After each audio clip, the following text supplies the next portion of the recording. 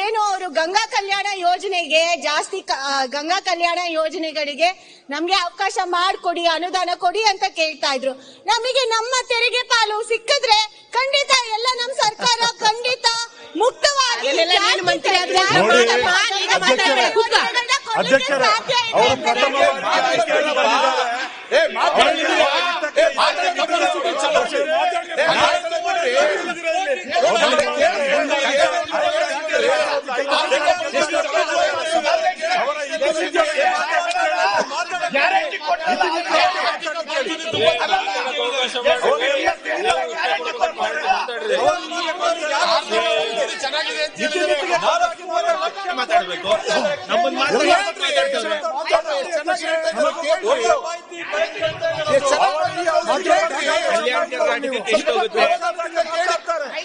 ನಮ್ಮ ಪಾಲು ನಮ್ಮ ಹಕ್ಕು ಬರೀ ಬೆಂಗಳೂರು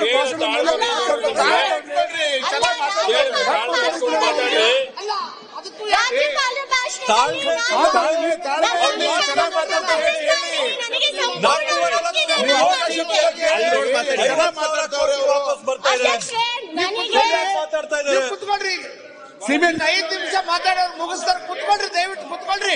ರವಿ ಅವರೇ ಏನ್ರಿ ಅಲ್ಲ ಹೇಳಿ ಸರ್, ಅವ್ರು ಹೇಳಿ. ಅಧ್ಯಕ್ಷರೇ, ನಾನು ರಾಜ್ಯಪಾಲರ ಭಾಷಣದ ಬಗ್ಗೆ ನಾನು ಕೃತಜ್ಞತೆ ಸಲ್ಲಿಸ್ತಾ ಇದ್ದೀನಿ. ಅದರಲ್ಲಿ ನಾನು ಮುಕ್ತವಾಗಿ ಏನಾದ್ರೂ ವಿಚಾರನ ಮಂಡನೆ ಮಾಡಬಹುದು, ಅದು ನನ್ನ ವಿಚಾರಗಳು. ಅವ್ರೇನೇ ಹಸ್ತಕ್ಷೇಪ ಮಾಡಿದ್ರೇನು ಪರವಾಗಿಲ್ಲ, ಯಾಕಂದ್ರೆ ಕೇಂದ್ರ ಸರ್ಕಾರದ ಬಗ್ಗೆ ಬಂದ ತಕ್ಷಣನೇ. ಸನ್ಮಾನ್ಯ ಅಧ್ಯಕ್ಷರೇ, ನಮ್ಮ ಪ್ರತಿಪಕ್ಷದ ಎಲ್ಲಾ ಸ್ನೇಹಿತರು ನಾನು ವಿನಂತಿ ಮಾಡೋದು, ಒಂದು ಹೆಣ್ಣು ಮಗಳು ಪ್ರಥಮ ಬಾರಿ ಆಯ್ಕೆಯಾಗಿ ಬಂದಿದ್ದಾಳೆ. ಅವಳ ಮಾತನ್ನ ಆಲಿಸೋಷ್ಟು ತಾಳ್ಮೆನೂ ಇಲ್ವಲ್ಲ ಇವ್ರಿಗೆ. ಅಲ್ಲ, ಪ್ರಥಮ ಏನಾದ್ರು ಮಾತಾಡ್ಲಿ. ಸ್ತ್ರೀ ವಿರೋಧಿ ಧೋರಣೆ, ಅವರ ಇತಿಮಿತಿ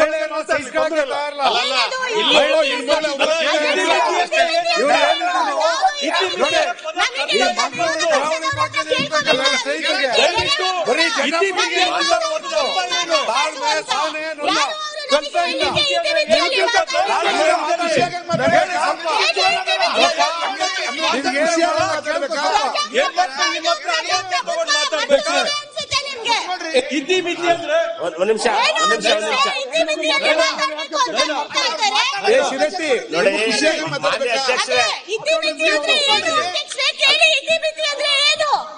ಏನು ಇತಿಮಿತಿ ಅಂದ್ರೆ ಏನು? ಅವ್ರು ಯಾರು ನಮಗೆ ಹೇಳಲಿಕ್ಕೆ ಇತಿಮಿತಿ ಅಂತ? ಭಾಷಣ ಮಾಡ್ಬೇಕು, ಅವ್ರಿಗೆ ತಿಳಿದವ್ರು ಭಾಷಣ ಮಾಡ್ತಾರೆ. ಆಮೇಲೆ ನಿಮ್ಮಲ್ಲಿ ಡಿಫ್ರೆನ್ಸ್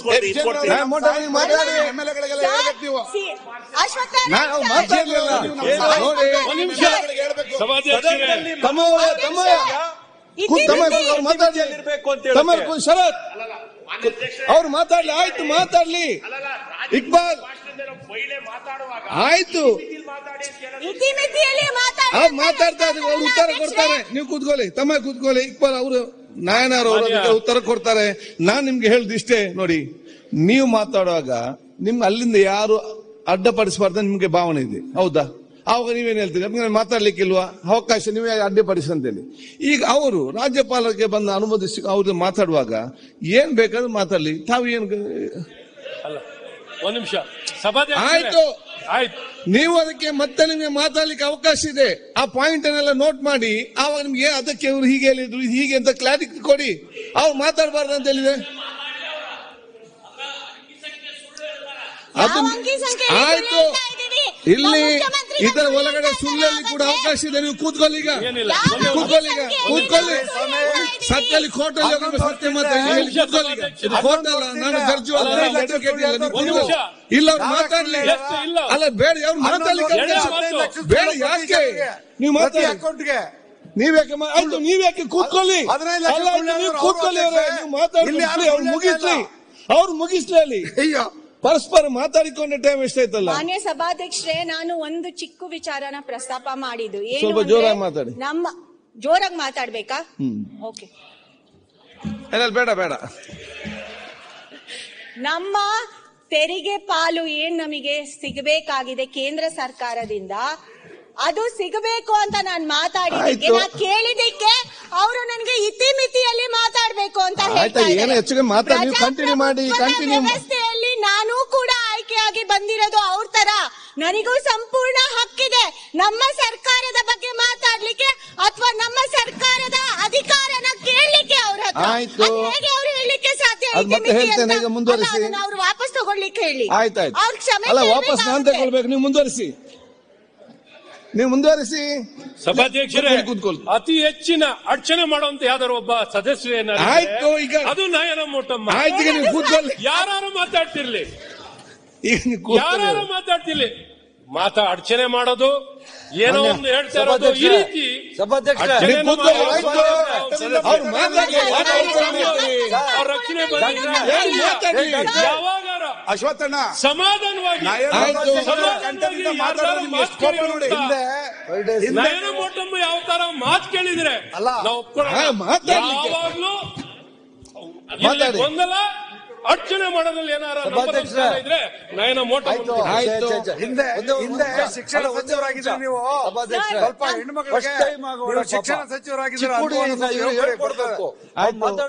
ಕಂಟಿನ್ಯೂ ಅಶ್ವಥ್ ಅವರೇ, ಅಡಚಣೆ ನೋಡಿ, ನೀವು ಯಾಕೆ ಮತ್ತೆ ಪ್ರತಿಪಕ್ಷ ನಾಯಕರು ಮಾತಾಡ್ಲಿಕ್ಕಿದ್ದಾರೆ, ಇಷ್ಟು ಸದಸ್ಯರು ಮಾತಾಡಿ. ರವಿ ಅವರು ಕೂತ್ಕೊಳ್ಳಿ. ಅರ್ಚನೆ ನೀವೇ ಸಮಯ ಇಲ್ಲ, ಕೂತು. ರವಿ ಅಶ್ವಥ್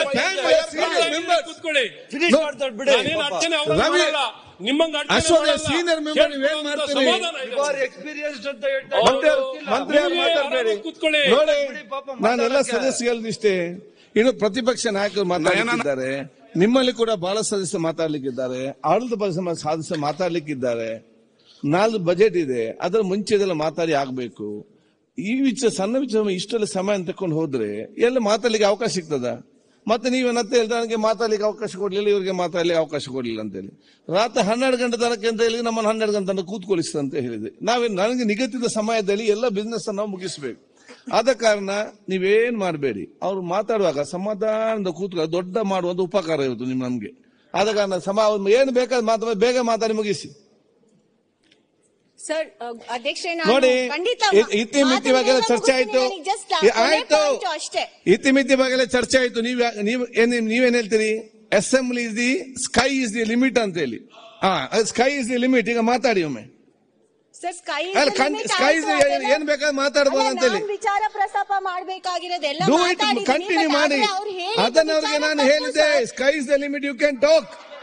ಆಯ್ತು ಸರ್, ಧನ್ಯವಾದಗಳು. ನೀವು ನನ್ನನ್ನ ಸಮರ್ಥನೆ ಹೋಗುವ. ಧನ್ಯವಾದಗಳು. Thank you. ನಾನು ಬರೀ ನಮ್ಮ ತೆರಿಗೆ ಪಾಲ್ ಬಗ್ಗೆ ಮಾತ್ರ ಮಾತಾಡಿದ್ದು. ಅದು ಯಾಕಂದ್ರೆ ನಾವು ಕಟ್ತಾ ಇದೀವಿ, ನಮಗೇನ್ ಸಿಗಬೇಕಾಗಿದೆ, ನ್ಯಾಯಯುತವಾಗಿ ಏನ್ ಸಿಗಬೇಕಾಗಿದೆ ಅದು ಬರ್ತಾ ಇಲ್ಲ ಅಂತ ನಾನು ಅಷ್ಟೇ ಆ ವಿಚಾರನ ಪ್ರಸ್ತಾಪ ಮಾಡ್ತಾ ಇರೋದು, ಮತ್ತೆ ಪ್ರಸ್ತಾಪ ಮಾಡ್ತಾ ಇರೋದು. ಯಾಕಂದ್ರೆ ಇಲ್ಲಿ ವಿರೋಧ ಪಕ್ಷದ ಶಾಸಕರು ಇಲ್ಲಿ ಕೂತಿದ್ದಾರೆ, ಅವ್ರದೇ ಸರ್ಕಾರ ಇರೋದ್ರಿಂದ ಅದನ್ನ ಮತ್ತೆ ಪ್ರಸ್ತಾಪ ಮಾಡ್ತಾ ಇರೋದು.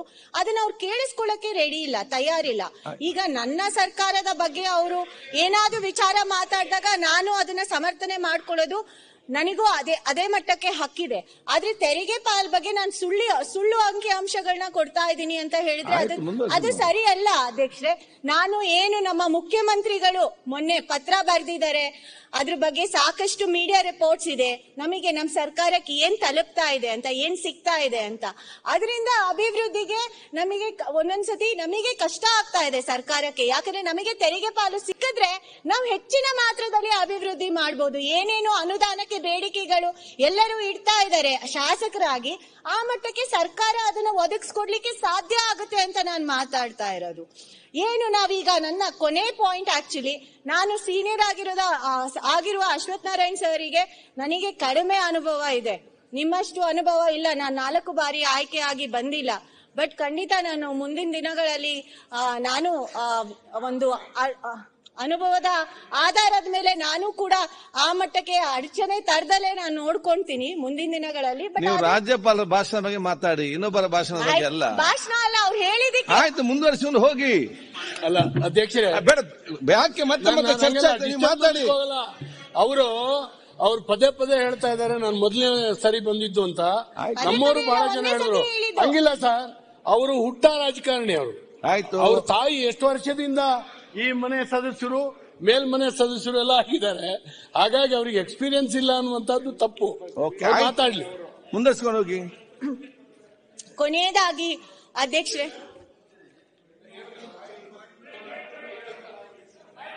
Sir mic. ಸತ್ಯಕ್ಕೆ ಸಮೀಪವಾಗಿರ್ತಕ್ಕಂಥ ಅಂಕಿಅಂಶ ಕೊಟ್ಟು ಮಾತಾಡ್ತಾ ಇದ್ದಾರೆ. ತಾವು ಎಲ್ಲರೂ ಸಹಕರಿಸಬೇಕು ಅಂತ ನಾನು ನಿಮ್ಮಲ್ಲಿ ವಿನಂತಿ ಮಾಡ್ತೀನಿ. ಕಂಟಿನ್ಯೂ ಅವರು ಎದ್ದು ಗರ್ಜಿಸಿದ ಮಂತ್ರಿಗಳೇ ಬೇಡ, ಕೂತ್ ಬಿಡ್ಬೇಕಾಗಿತ್ತು ಪಾಪ. ಕಂಟಿನ್ಯೂ ರಕ್ಷಣೆಗೆ ಬನ್ನಿ ಅಧ್ಯಕ್ಷೆ, ಕೊನೆಯ ವಿಚಾರ ಏನು ರಾಜ್ಯಪಾಲರ ಭಾಷಣದಲ್ಲಿ ಅವರು ಪ್ರಸ್ತಾಪ ಮಾಡಿದ್ದಾರೆ, ಅದು ಏನಂದ್ರೆ ನಮ್ಮ ಕರ್ನಾಟಕದ ಆರ್ಥಿಕತೆಯನ್ನು ನಾವು $1 ಟ್ರಿಲಿಯನ್ ಆರ್ಥಿಕತೆಯನ್ನು ಮಾಡಲಿಕ್ಕೆ ನಮ್ಮ ಸರ್ಕಾರ ಪೂರ್ತಿ ಪ್ರಮಾಣದಲ್ಲಿ ಇದಕ್ಕೆ ಪ್ರಯತ್ನ ಮಾಡ್ತಾ ಇದೆ ಅಂತ ಒಂದು ವಿಚಾರನ ಅವ್ರ ಮಾತು ಹೇಳ್ತಾ ಇದ್ದಾರೆ. ಸೊ ಇದು ನನ್ನ ಕೊನೆಯ ವಿಚಾರ. ಏನು ನನಗೆ ನಂಬಿಕೆ ಇದೆ, ನಮ್ಮ ಸರ್ಕಾರ ಮುಂದಿನ ಬಜೆಟ್ ಘೋಷಣೆ ಆಗೋ ಸಮಯದೊಳಗಡೆ ಈ $1 ಟ್ರಿಲಿಯನ್ ಆರ್ಥಿಕ ವ್ಯವಸ್ಥೆ ನಮ್ಮ ಕರ್ನಾಟಕ ರಾಜ್ಯಕ್ಕೆ ಖಂಡಿತ ಸಿಗುತ್ತೆ ಅಂತ ಹೇಳ್ತಾ, ಏನು ನಮ್ಮ ರಾಜ್ಯಪಾಲರು ಇವತ್ತು ಈ ವಿಧಾನ ಮಂಡಲದಲ್ಲಿ ಭಾಷಣ ಮಾಡಿದ್ರು, ಅದಕ್ಕೆ ನಮ್ಮ ಹಿರಿಯರಾದ ಜಯಚಂದ್ರ ಸರ್ ಸೂಚಿಸಿದರೆ, ಅದಕ್ಕೆ ನಾನು ಅನುಮೋದನೆ ಸಲ್ಲಿಸ್ತಾ ನನ್ನ ಮಾತನ್ನು ಮುಗಿಸ್ತೀನಿ. ಧನ್ಯವಾದಗಳು. ನ್ಯೂಸ್ ಫಸ್ಟ್, ನಿರ್ಭೀತಿಯಿಂದ ನಿಮ್ಮ ಪರವಾಗಿ.